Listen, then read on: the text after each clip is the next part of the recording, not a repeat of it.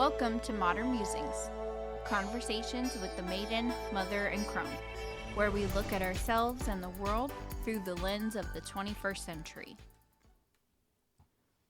Hello and welcome back. I'm your hostess, Kristen, and I'm with my co-hosts, Amber and Cindy. Hello. Hey.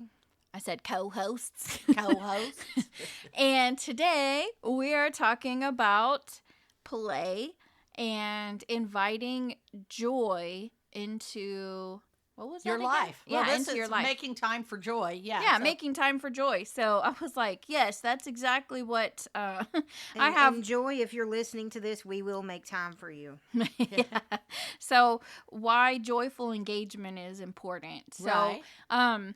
to kind of start off with where this topic kind of was inspired, one year one of the ladies that does the demonstrations for One Little Word, that was her word that year. Mm-hmm. And I remember that year I think I had chosen a difficult word like rise. Oh, You yeah. know, yeah. we were talking about those abusive words where we're just Beat like trying ourselves to up for not force being ourselves to be Mhm. like better, you know. And I was sitting there having like One Little Word FOMO because I wanted a fun word like that, and I chose a word that made me like be better, be harder, be stronger, be smarter, be everything, you know, wake up earlier. And I really just wanted the word play in that moment so bad because I didn't even think about rise also being, you know, rise to joy, right? Right. That never even crossed my mind in that point in my life. And now I see it now so clearly, like, oh, I could have rose to joy, you know? But thinking back, I said, I'm not going to pick one of those words again. And so that's when I went down this, path of picking a more passive word. I really needed some peace in my life. Right. You know, I think with all the personal development. So I went with pause. And this year, you know, I chose the word devotion because after B in between, Mm-hmm. you know, B gave me permission to be whatever, you know, and I really enjoyed that word. I felt like I lived that word. I was myself, authentically myself, without guilt of, you know, just being spontaneously myself whenever and however I felt like it. And so I, this year, my word is devotion. And one of the things that I wanted to make sure was that my word also was gentle. Mm-hmm. And so I'm being devoted to myself and all of the things that are important to me. And one of the ways to do that is for me to experience joy and fun Right. and have play in my life. So I wanted to talk about how you can incorporate that word play into your life as an adult. And I think adults forget to absolutely, we really are just like kids, but we're taller and we have all these rules that we give ourselves. And we So are just become a teacher and you can play all the time. Well, we elementary become, teacher. you know, most of us have jobs and we are just working machines. Yeah. We are just, we live in this society where productivity is what is most important. Yeah. And performance and productivity. And I think that that's something I learned towards the end of last year and have been trying to incorporate this year as well, is that you don't have to define yourself through productivity. There's a lot of different metrics there for defining how successful your life is. And I think one of those is making that time for play to be your authentic self. Mm-hmm. And so I agree. Yeah, and I mean that is part of my word right now. Devotion is taking my word be. You know, I paused first and I assessed things. I stopped and I listened to myself and what I was really feeling and what I was thinking and are these actions aligned with me? And then that turned into my word be, which gave me that permission to act on those observances. And now devotion is diving deeper into those things that are important to me. And that was one of the things that I felt like I was missing out in a lot in my life, because I got really devoted to personal development and, achieving at my job, and getting, lost in, being a mom, and focusing on all the other extracurricular activities that became little jobs, side jobs, like Cincy and the podcast. Right. To the point where even when I sat down to play with my scrapbook stuff, it was more of, I'm trying to clean and organize stuff, because I didn't have the mental capacity to sit down and play. And what does that mean when we take out all of that performance? So I wanted to talk about my experiences so far, what play really means. Okay. So, many of us, think about playing like putting aside your adult responsibilities and being silly, right? Like, to some extent. Yeah.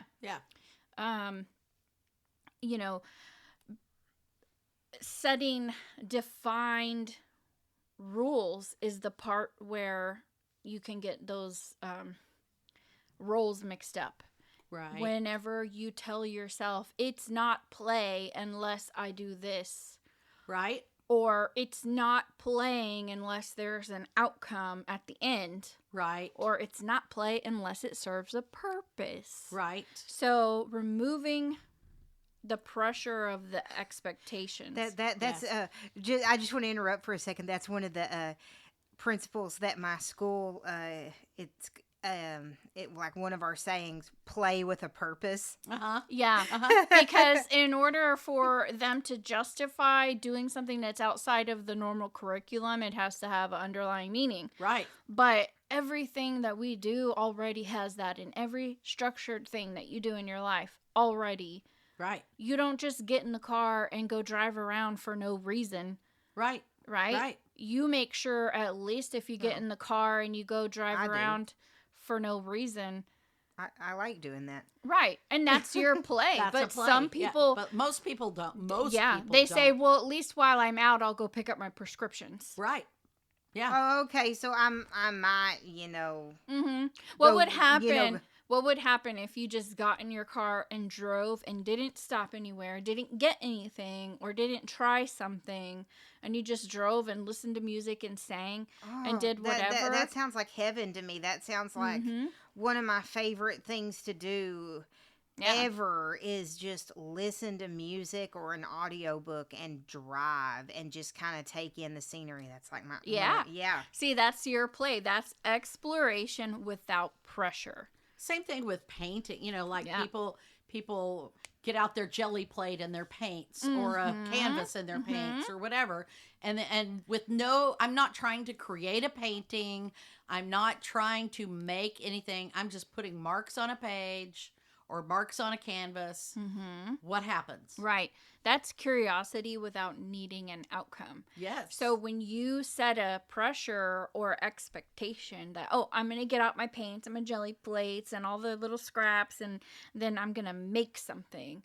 And then at the end, when time's to put things away and you look at it and you judge yourself, then you take all the fun out of play. Right. So expecting something in return, like producing something, you have to take that out of the equation. You're actually going to be more creative if you don't have pressure for expectations. Just like you would have more fun in the car ride if you didn't have to hurry up and get back or make sure you get to XYZ at a certain time, right? Oh, yeah. And unfortunately, I'm always going somewhere, so... It happens. Yeah.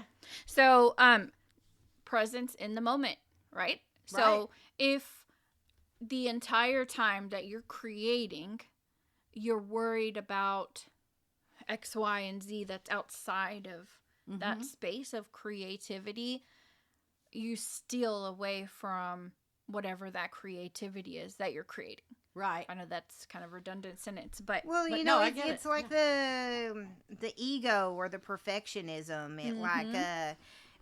dips its little ugly toe into your playtime. Yep.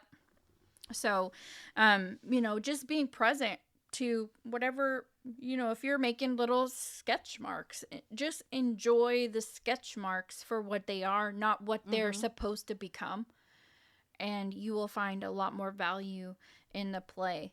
And you also have to get out of that mindset that, playing is not being lazy or frivolous either. Your brain actually needs that creative outlet. Yes. Our brains are creative things, and we require the expression of that creativity in some way, whether it's singing or writing or drawing or whatever. Yes, but your play doesn't always have to be creative either. Well, it doesn't true. have to produce something that's in the fine arts or creative arts. So That's true. Your playing could be playing solitaire. Yes, I used to do that all the time. I love that. Didn't you enjoy it? But you weren't mad because you didn't win. You just shuffled the cards and played again. Yeah. Old school computering right there. When the computers only had like one game or two, or Minesweeper or Solitaire. I actually played it with cards. With the real cards. Like my grandma used to sit at the kitchen table and do that. She taught me how to do that. Yeah. So. And then just creative engagement with the world. So I think that's more like yours, Amber. You're exploring without pressure and creative engagement with the world. So some people find play just going out and exploring or doing things as play. Actually did that the other day. Jason and I just happened to be off at the same time. So I'm like, let's go somewhere. And I didn't realize Fort Worth had a wildlife refuge. I looked at it on the map and I'm like, hey, let's go there. And it was a lot of fun. We actually did some hiking, even though I was wearing like a dress and boots. But see, you still had fun though, because you didn't pressure yourself to have an outfit before you went. Right. No. And you didn't have expectations of the outcome of the adventure either. Yeah. And see that, and I was like thinking that, like, as I was doing it, I was like, you know what? If I had said to myself, I'm going hiking, and got my hiking boots and my hiking pants and my water bottle, which I always carry a water bottle anyway, but if I had like gotten my backpack and all that stuff together to go hiking, I would have dragged my way through it, and I wouldn't have had fun because I had already set that like goal and expectation of turned it into a performance. I must go hiking. Yep. Instead, as I was like climbing this hill in my little platform boots and my skirt and my sweater that I had to take off, I was like, man, it's warm whenever you're hiking up a hill in a bunch of clothes. Yeah, anyway, go on. So my word, devotion, how it's kind of panning out this year so far is returning again and again with attention. So coming back to the things that I want to give attention to. And so play can do the same thing if you allow it to. So whether you're playing a game or crafting, exploring an idea, and you want to go down a rabbit hole and do a little bit of research, right? That's also kind of exploring. It's just fun without expectations of anything, right? Like, when was the last time you picked up a book? Well, this Amber doesn't count. I was about to say, right. I'm Amber not going to tell you how many books I've read so far in 2026. Right, but when's the last time you picked up a book that was nonfiction because you just wanted to explore the idea, not because you felt you needed to read it for some specific reason? Nonfiction? Yeah. Anatomy of an Epidemic? No, because I went into that one feeling like I had to read it because I felt like I had to read it because someone sent it to me. So, and my other nonfiction ones that I've been reading, it was either because somebody gave it to me or because I knew a bunch of other people who had read it and said it was really good. So I felt like I needed to know what everybody's talking about. or it was on a Nonfiction's topic. like that, though. Like, honestly, the last nonfiction I read was a book called The Whole Brain Child, and heard of it that was book. for grad school. Yep. But yeah, you read it because you expect an outcome, Right. knowledge, or Right. the ability to overcome something. Right. So, just an interesting question, because everything we do, even the things that we do, quote unquote, for pleasure and enjoyment, we have attached some type of pressure to produce. We do. And I want to read this many books by the end of the year. yeah, why do I have, you know what? I stopped tracking things. This year. I don't track things. There's a little gratitude thing in my day planner, and when I feel like it, I write something down, but I don't sit there and look at it and go, oh man, I was ungrateful for 5 days in a row. Yeah. It takes all the joy out of that. Right. Of actually writing what you're joyful for when you feel like you have to do it every day. Yeah, compelled to do it, compulsive. And honestly, like having OCD, everything has an attached outcome and desire. Yes. Literally, like almost too detrimental, like, oh my gosh, I'm going to have contamination if I don't, clean this and wipe it down or do it a certain way because that's the way I've always done. Obviously there's a line there between like taking care of yourself and then also giving yourself permission to just make a little mess with your craft supplies. Right. And so, or just opening a book and reading it just because, like people who read the middle page in a book just randomly, like it does something to me mentally, but why is that? Like, what's wrong with just being a little wild and just picking up a page in a book and reading it? Like, it's not going to spoil anything. Right.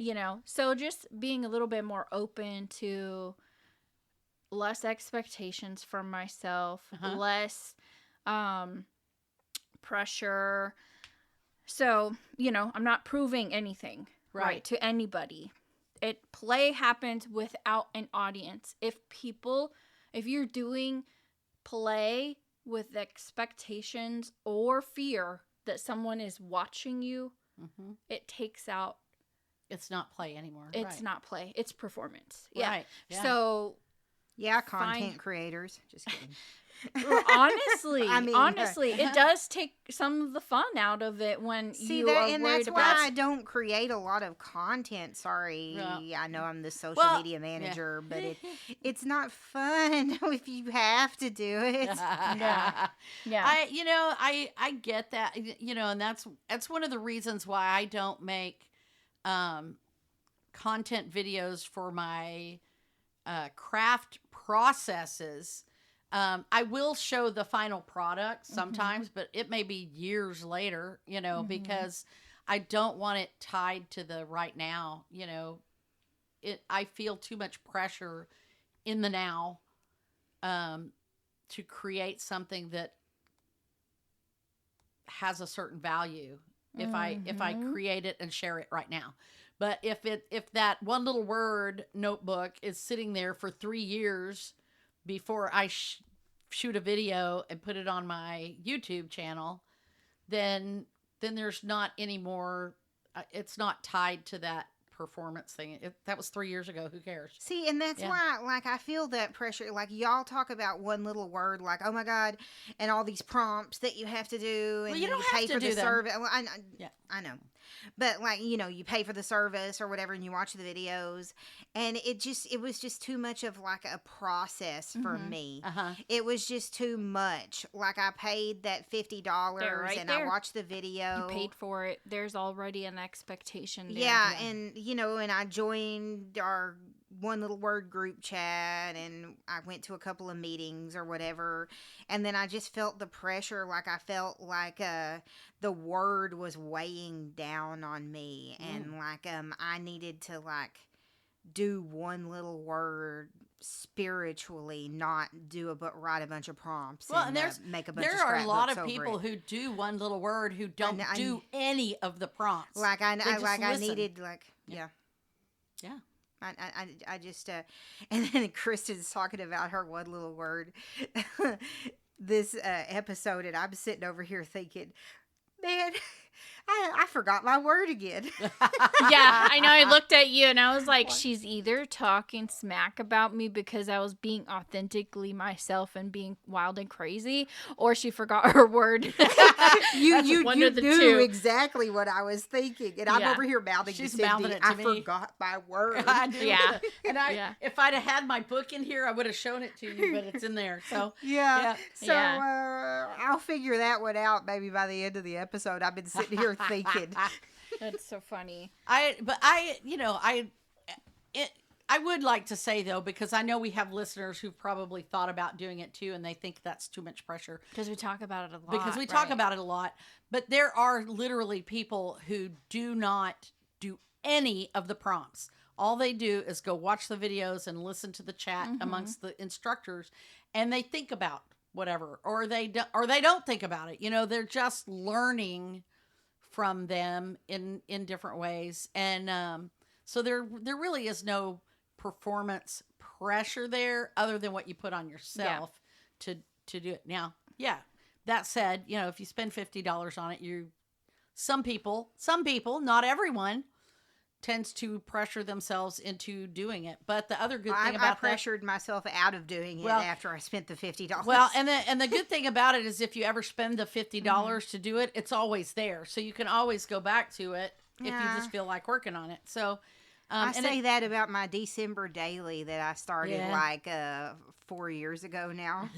But it's I put the pressure on myself to do it, but for me it's a healing process. That one is a healing process for me. So I don't consider that one play. I consider that one shadow work. So yeah. Yeah. I think it all depends on what you consider play. So how do you decide what play is to you? Right.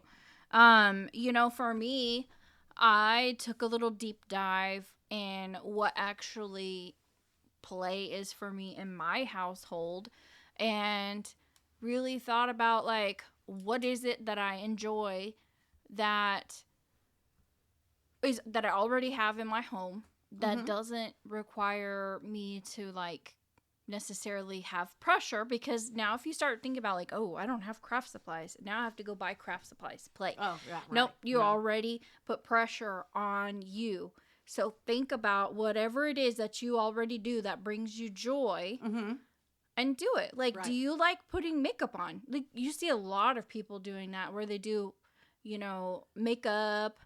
They love playing with makeup. And trying different looks, and they put it on and they take pictures of you don't have to turn it into a YouTube channel where you do tutorials. Girl, just go put some eyeshadow on and play with the colors and see what happens, and then go wash it off. Right. Nobody, and you don't have to show anyone. That was something that I loved watching Raina do that I never actually saw her do, but I know she was doing it. Before she would take a shower every night, she would go in the bathroom and put makeup on. Every night, and she would get the eyeshadows out. I could tell what color she used because there'd be little dust of eyeshadow on the counter, and I know that's what she was doing. Right, she was playing because no one was watching her. She wasn't performing for anyone because she wasn't putting makeup on to go look fabulous for everybody. Right. It was simply just for herself, and I love that because I've done that myself too. Me too. I remember doing that tons of times when I was a teenager, and that's where you go back to you know what? That's when that was. When I was a teenager, I did it for myself. I didn't do it for anybody else. Right. It was just me having fun. Pulling out all the clothes in your closet and trying them on all the and different combinations. Yes, I did that too. The trip to Claire's to get the new nail polish and lip gloss, and then putting and I do that with my nails too. I have my what do you call it, shellacs system, and I'll sit and try different things with the magnetic. Yeah. The magnetic nail polish. And you know what? It is only fun to do your nails when you're not in a hurry. Yes. It is not fun to do it when you're trying to go somewhere. I do it while I'm watching TV. Yeah. And you talk about play, like I say, some of the things that I create, some of my creative stuff is tied to the end result. So my scrapbooks are tied to documenting a story. My my travel journals are tied to documenting that story. A kit is tied to finishing the kit or whatever. But at the same time, I've got like some of the things that I've worked on, like the diamond dots. Yes, it is tied to finishing it, but there's really not any purpose in finishing it because I don't know what I'm going to do with that stupid thing when it's done.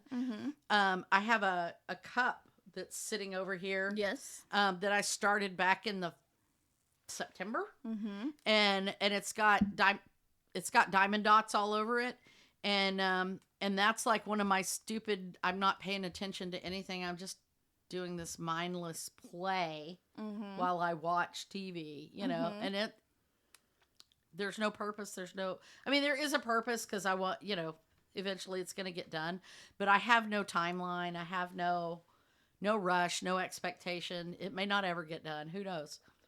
I just like putting the little glue on and putting the little dotted rhinestones and yeah. So Amber, kind of going back to what you found that like gave you like that zippity feeling, right? Was driving around and running errands. That's like your fun Saturday, like joyous moment. Oh my gosh. Like your favorite thing, right? Oh, I love like Saturdays when Jason's at work. If I'm not laying with my cats in bed, like I will go, and I wrote a blog about this like a million years ago when we first started podcasting about Saturdays at the farmer's market. Oh yeah. And that was a lot, and that's like my play. And there's a different one every week, a different kind of market somewhere, whether it's like the hemlock market or it's the farmer's market or it's the book market. Everybody's got a market nowadays. Right, yeah. All you have to do is look on Facebook and their events. Yeah. So what was it that made you realize that you enjoyed doing that? Did you like find it by accident, or did you stumble across a farmer's market and it triggered like an old memory or something? Well, when I first started going to the farmer, and I feel bad because I haven't been going out to my OG farmer's market in Denton where I used to know everybody that worked there. I think it was like a getting out of the house kind of thing. Like I would drive by it on Saturdays and I would look and I would say, "Oh, I want to go," and I'd never stop. Right. And then one day I stopped. And I don't regret that at all because if I hadn't have started going to the farmer's market, I wouldn't have my cats, Chewy and Katniss, because I met my friend Catherine there, and that's how I found out she was the one that rescued them originally. So I never would have met my friend that made the necklaces for my wedding if I hadn't have gone to the farmer's market. And it started out like the farmer's market, it was like really small when I first started going, and then it just kind of got bigger and bigger, and it went from like one little meadow to like 2 or 3 little meadows. And now out in Denton, it's pretty huge, and it's probably, I've gone to the Fort Worth one, I've gone to the Dallas one, I've gone to a bunch of different farmers markets, and that one will always be my favorite because it holds such memories for me. And I also think because Denton's kind of quirky, it has quirky things compared like more like I know it has your standard vegetables, honey, whatever, homemade type It's got things. a lot more of the oddities and curiosities that you identify with. Yes, okay, because that's how Denton is. Yeah, okay. Yeah. Well, my reason I was asking is because some people might have a hard time figuring out what it is that they can do as play. And so I wondered if maybe your enjoyment of the farmer's market might have stemmed from something you did as a kid or maybe with your grandma, because I remember growing up And Saturday in the afternoon, basically it was like lunch to evening, was my favorite day of the week too. My grandma used to pick me up, and we would go drive around town with my aunt and my cousin, and we would go shopping. We would go to like the garage sales and the thrift stores and go have lunch. And sometimes we go to a movie. It was just like errand day around town. And it seemed like there was never a goal. Like, I don't know I don't think my grandma planned anything. I think we just got in the car and we drove around. No, I want to go here. Yeah. Okay. Yeah. And then, and so it kind of made me think of that. Like, my, like, childhood memory play thing that has to do with my grandma. Well, two things. One is crossword puzzles, because we would sit together and do the crossword puzzle in the back of the Inquirer. Which you still do. Which I still do, yes. I independently order those puzzles now. The other thing is collages. Like, I wouldn't... still do. Yes, I do.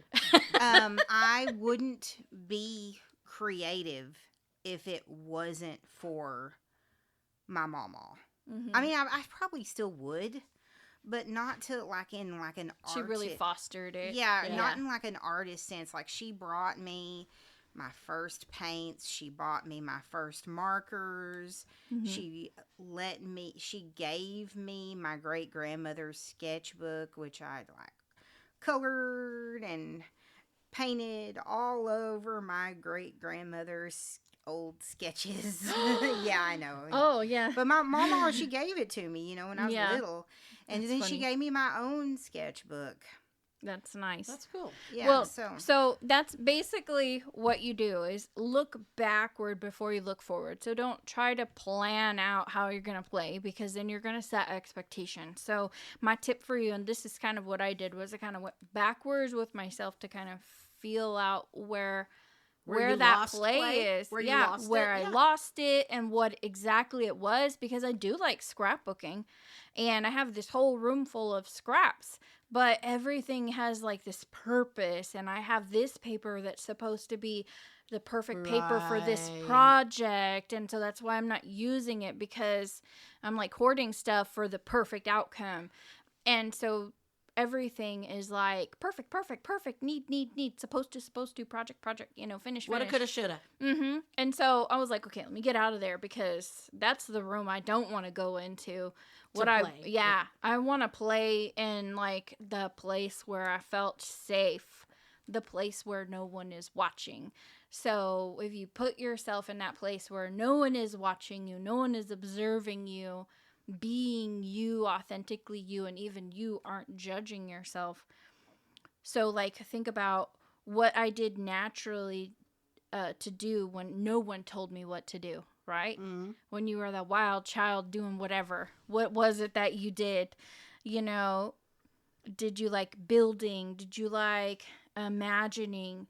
Did you like organizing or collecting, storytelling, exploring, or performing, right? Some kids like to reenact and play house, or sing, or dance, or build forts. Yes, right? Yes. And so what activities made the time disappear, right? Because man, you remember when you were a kid, the summer was the longest. It was so long. Mom was like, no, summer was short. I wanted to go short. But it's really short now. Yeah, the days are shorter. It's like, where did the day go? I didn't even get to sit down and relax, and it's already midnight, and I haven't even rested. I think that all the time, because even when I worked outside of the home, and I wasn't a travel agent just working from home, I got up in the morning, I got dressed, I went to work. I mean, and I fixed my hair, put my makeup on, and got dressed, and got you dressed, or whatever, and went to work and spent 8+ hours. So, 8 hours plus the lunch and breaks, and then came home, got you guys from daycare or whatever. And I came home and I made dinner and ate dinner, and I still had my evening. I still had time to play. Yeah. To paint miniature models, or play Sim City, which has no goal at all. It's just building and playing. Yeah.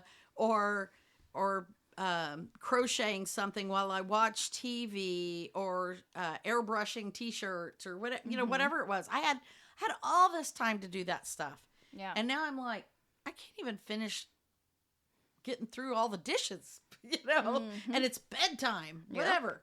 Yep. So when you think about those things, go back to like your childhood, take yourself back and like really explore it.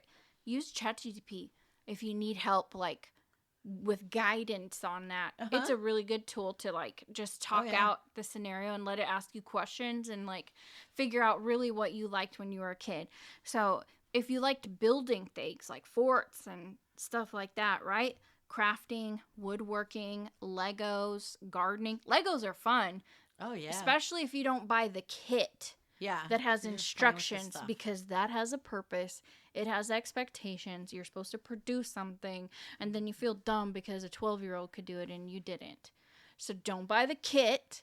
Just go get you the big old bag of Legos and start make things, putting them together. Or go plant some seeds and then water them. And if they don't grow... Or go get all those old magazines and start cutting up stuff and make a collage. I love collage. So that was storytellers. If you were one of those kids that you like to play stories and reenact, journaling, writing, and role-playing games are really fun, to get you started.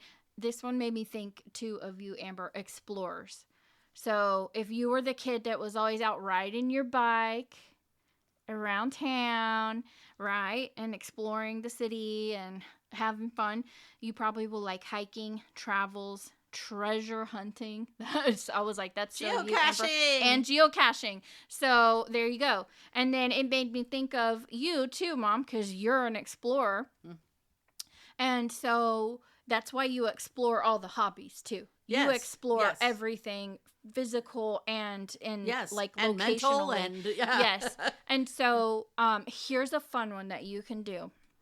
If you like to travel, but already you're going, oh, I can't travel because it costs money and I don't have time and blah, blah, blah. Right. Take away the expectations. What if all you had was a notebook and your computer, and you said, I'm going to go pick a travel destination, and time and money are not a consequence. Right. How much fun would you have planning a trip? Planning out a trip. It's just so much fun. That's play. Guess what? That's what I do for a living. Right, but you have expectations. That is not play. Well, no, because I do it as play also, because I love planning out. Yes. Does that make sense? Yes, but it does have a desired outcome, and there is pressure to perform for a customer. I'm talking about doing it just for fun when you're trying to relax. Right. And do it like that would not be relaxing for me, because it's too much like work. Yeah, exactly. That's what I'm saying. It has to be something that... I mean, it's fun. I do enjoy it. And I have sat and thought about trips that I would like to take if money was no object or whatever. Yeah. And I sit and I save those. I find those little itinerary bits and I save them. That, Yeah. Yeah. You find that fun. It's part of the organizer. So, like, people who like to organize stuff when they were a kid, there are kids like that. Me. So, scrapbooking, planning, systems, and collecting, right? They kind of fall into that, too. So, sometimes just collecting things is part of that play. Did you know... This is kind of a weird side note. You know those little bread tags? Yes. There's actually an actual hobby of that. Collecting the bread tags. Oh my God, I have bread tags. I collect bread tags. Yes. So each bread tag, there's like different types of bread tags based on the way they're cut. And they have like codes on them. They're color coded. They are color coded, and they have special hooks and tabs on them. Yeah. And I forget what it's called, but there's actually a what do you call that? Like the animal kingdom has a hierarchy. Hierarchy. There is a organized phylum. Is that what it's called? I think it's a phylum of bread tags. Yeah. Yes. Yeah. Okay. So hobbyists, enthusiasts, that's play. Yeah. Right? Because searching through a bunch of coins to find the right, because when you start going, well, I'm only searching for this coin because it has a high monetary value, then it kind of can add some pressure to stress. I'm just talking about sorting them by the bread tags, because people actually sort them and categorize them based off of like, you know, this real actual like phylum that I keep saying that, but I think that's what it's called. So correct me if I'm wrong, but I forget what it's actually called. PHYLLUM? Yeah. That's like a category of like our kingdom, phylum, class, order. There you go. Family, genus, species. Yes, it's that type of organization. Right. For the task. Classification. Thank you. I was like, phylum is one of them. Yes, but so I wanted to bring that up because I thought that was fun. To me, that is collecting without pressure, playing without an actual like expectation. Because what the heck are you going to do with all those bread tags? Absolutely nothing. They're useless. Right. You know, but they have meaning to you. They're actually not useless. I actually didn't collect them for the sake of collecting them. I collected them because there's like all these videos of things you can do with bread tags. And yes. See, you've got them for a purpose. But I have like a ton of them, and I'm always like, So I challenge you guys all to collect bread tags and trade them like pogs. Yes. Pogs. There's actually a game to play with those, but I don't think anyone knows how to play the game. Those. No, because no one wanted to lose their Pogs, because that game is one of those things where you lose the Pogs. Yeah, no one wants to do that. Okay. So, you know, try some micro experiments. One of the ones that I did that I found so much fun was taking scrap papers and just tearing them up and then re-gluing them down to a piece of paper in different directions. And then it makes like a fun little collage. Right. And then it actually got me going in a different direction because it fueled my creativity. And then I felt a little bit more relaxed. There was no pressure to perform. And then I felt like I actually had a very productive Saturday because I got a little creative with no pressure. Right. So that's just wanted to share what play means for me in this day right now with my word. So cool. I challenge you guys to find something to play and find a way that you don't have pressure attached to it or performance expectations. I think you know, play is very important because it helps release pressure from your brain, basically. You know, it's like you need that anti-logic, anti-productivity thing to release. And I think you do. Yeah. And so remove the need for the outcome. So as soon as you hear yourself say, I should learn watercolor so I can make art, or, I'm going to use that for that someday, that's not going to work for you. You want to find a better framing that says, I'm going to splash paint around and see what happens. Knowing very well that you might just throw it away. Exactly. And that nobody cares because no one's watching you and you are not producing and you're not wasting supplies. You are experimenting and creating. And if you experiment and it doesn't, you don't like it, you can just paint over it or throw it away or whatever. Play thrives when the result doesn't matter. Cool. All right. Well, that's pretty much all that I have for this week. What are we talking about next week? So next week we're diving back into another kind of tough topic. This one is we're going to talk about asking for help and why is it so hard for us to get the help that we need. And I'm talking about all, you know, we're just going to open that topic up. And so hopefully that'll be a good one. And I mean, it's a little more serious. We've done some little more serious ones, but I think it's a good one. So I'm looking forward to it. All right. Alrighty.